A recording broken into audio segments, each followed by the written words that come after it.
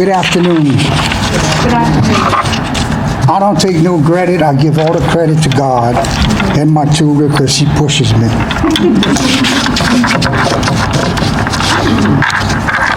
With all that is going around us, it is easy to lose our joy, and sometimes laughter is rare.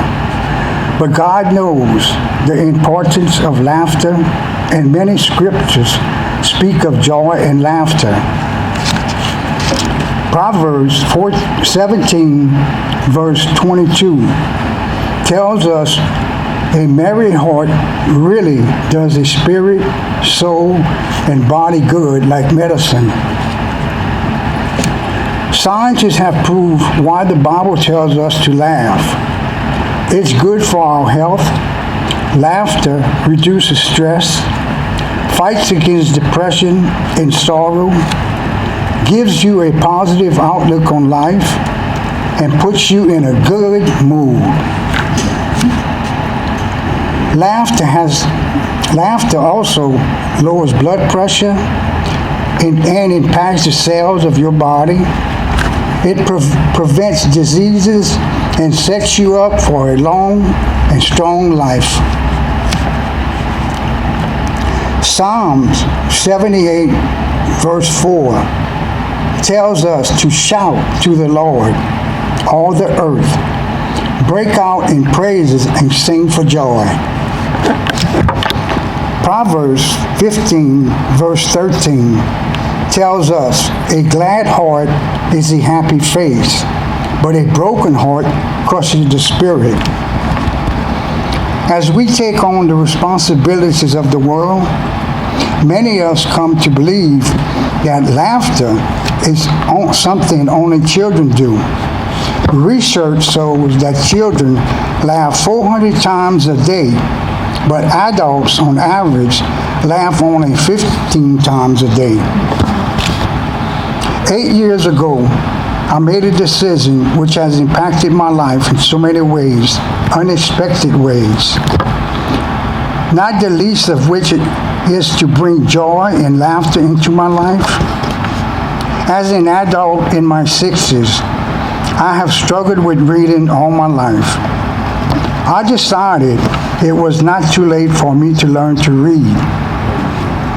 When I think about that decision, I know it was God who put that desire in my heart. Which 60-year-old takes on a task that big willingly? It's tough. But not only did God put the desire in my heart, He also filled me with the courage I needed to take the first step towards learning to read. Then He arranged the perfect plan, Hope Adult Learning. Give all the praises to Don on that part. At the same time, He was preparing my tutor. She was finishing her training just as I was ready to step out in faith and say yes to learning, a skill that has never been possible for me before. Now, remind you, I thought I would be finished this lesson in 6 months. But what a fool I was. Because 8 years later, I'm still here growing and learning. You might say I am taking flight. When I began, I did not know my ABCs. I did not know letters made different sounds. I didn't know how those sounds fit together to make words into sentences. Books were never part of my life. But now, I have a bookshelf being filled with my favorites. Over the years, with God's help, I've gotten better and better at learning to read. The stories I read with my tutor have taken me all over the world. From New York City, South Carolina, to England, to Asia, and now Arabia. As I have learned more and more, my vocabulary has expanded. Words that once had no meaning are now common to me. Spelling was once impossible. with me. But now, the more I read, the better I become at spelling. Being able to read my Bible was always why I wanted to learn to read. Reading God's promise that He would never leave me or forsake me gives me courage and patience to continue learning each week. Reading has opened my world in so many ways I never expected. As a child, nursery rhymes and poems were not part of my life. But now I am discovering the world in poetry because laughter is good for the soul and adults do not let themselves laugh enough. I invite you to let the stress of this world leave you for a few minutes and join in laughter as I read some of my favorite silly poems.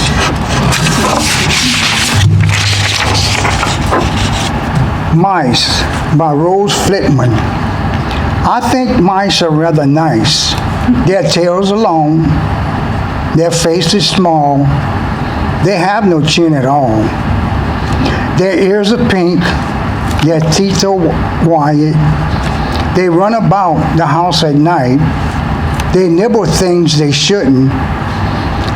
They shouldn't touch they nibble things they shouldn't touch, and no one seems to like them much.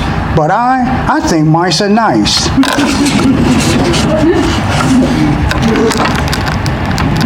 Mother Doesn't Want a Dog by Judy Violet. Mother doesn't want a dog. Mother says they smell and never sit when you say sit, or even when you yell. And when you come home late at night and there is ice and snow, you have to go back out because the dumb dog has to go. Mother doesn't want a dog.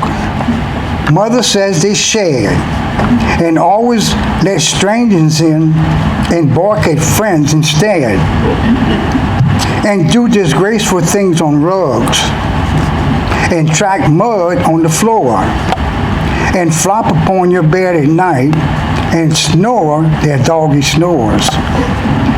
Mother doesn't want a dog. She's making a mistake. Because more than a dog, I think she would not want this snake.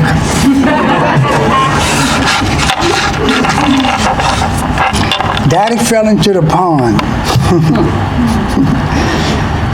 Everyone grumbled. The sky was gray. We had nothing to do and nothing to say. We were nearing the end of a dismal day, and there seemed to be nothing beyond. Then Carl fell into the pond. And everyone's face grew merry and bright, and Timothy danced for sheer delight. Give me the camera, quick, oh quick. He's crawling out of the duckweed. Click. Then the gardener suddenly slapped his knee and doubled up, shaking silently. And the ducks all quacked as if they were daft, and it sounded as if the old drake had laughed. And there wasn't a thing that didn't respond when Carl fell into the pond.